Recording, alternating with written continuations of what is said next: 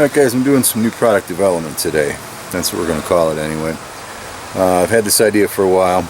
I bought a bunch of these, actually I think they're blacktail deer tines.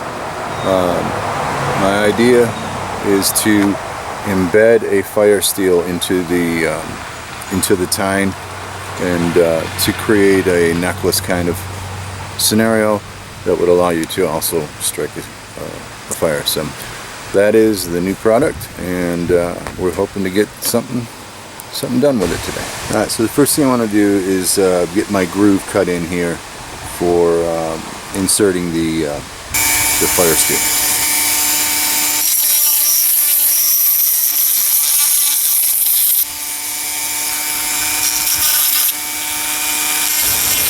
So there's the groove. Now all I need to do is forge up some fire steel to put in there. So for the fire steel, I'm going to use some 1/4 inch 01. I believe that's 1/4 inch, something close to that.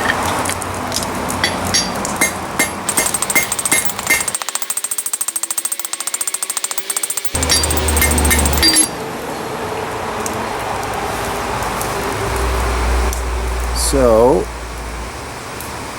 looks like I'm pretty close to the right size and definitely have enough length. So we'll go ahead and nip that off.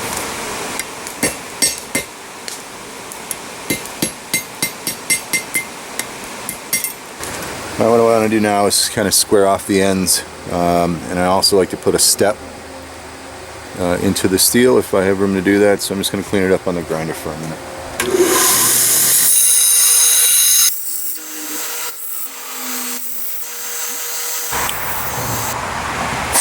Alright, after a significant amount of fine tuning and adjusting the slot, I'll show you what I've done to the steel. I have a couple of little steps in there to help hide the groove a little bit on the ends, and fine tune that so that sucker goes in there in a presentable manner, which I think it does. So at this point I have the steel and the slot set up properly. We'll harden the steel and we'll get the thing glued in.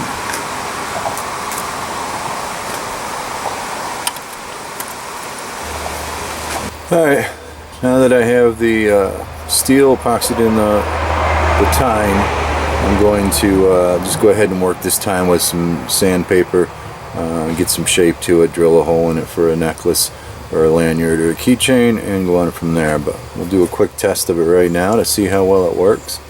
Hopefully it's dark enough in here for you to see it. So there's throwing some good sparks. I like it. I think it's going to be cool. Alright, let me finish it up and then I'll show you the final product.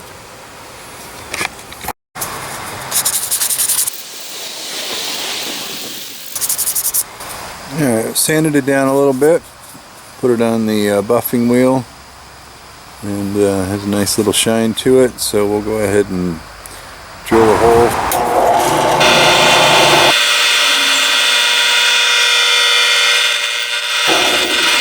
You gotta love the smell of bone burning.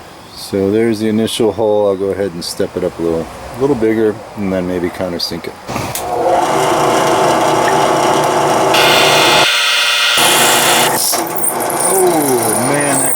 Catastrophic. Oh, that was close. That was close. So there's the hole. I'll get the countersink out. Damn.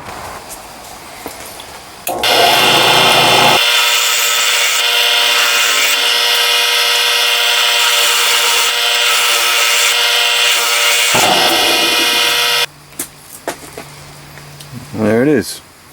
That looks darn nice, I think. A little bit of an edge here. I'm going to just hit the buffing wheel on just to kind of smooth those off, and I think we'll be in business.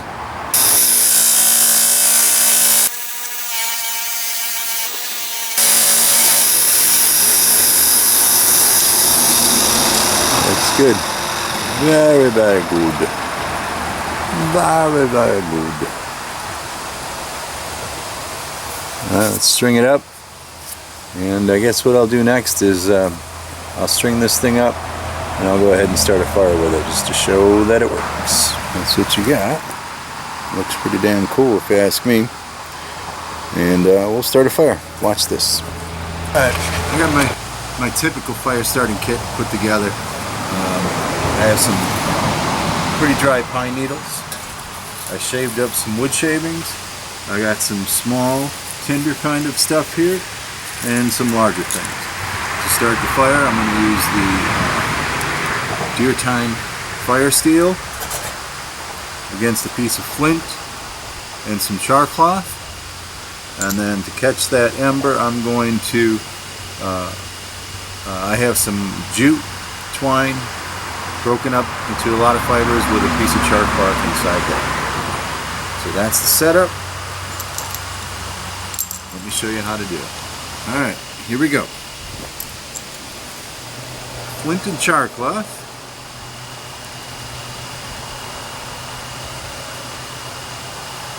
Get it lined up.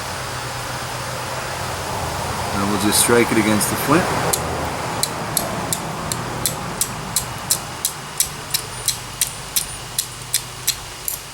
We're getting some sparks.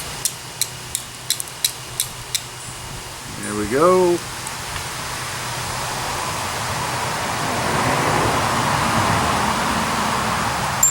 One just happened to fall in the right spot. So there you go. That's the start of it.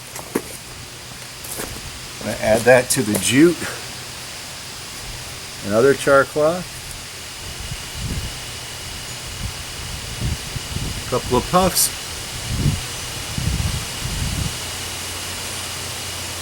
There's our flames. Add some pine needles.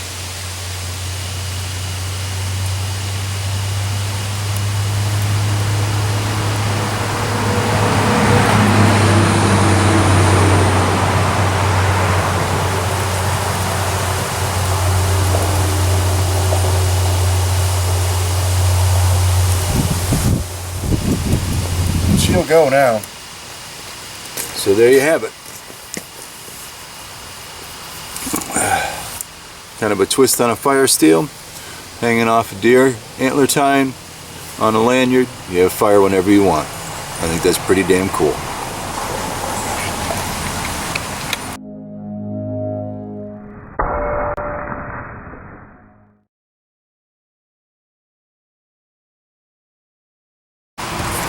And in case you're wondering, that fire did take off.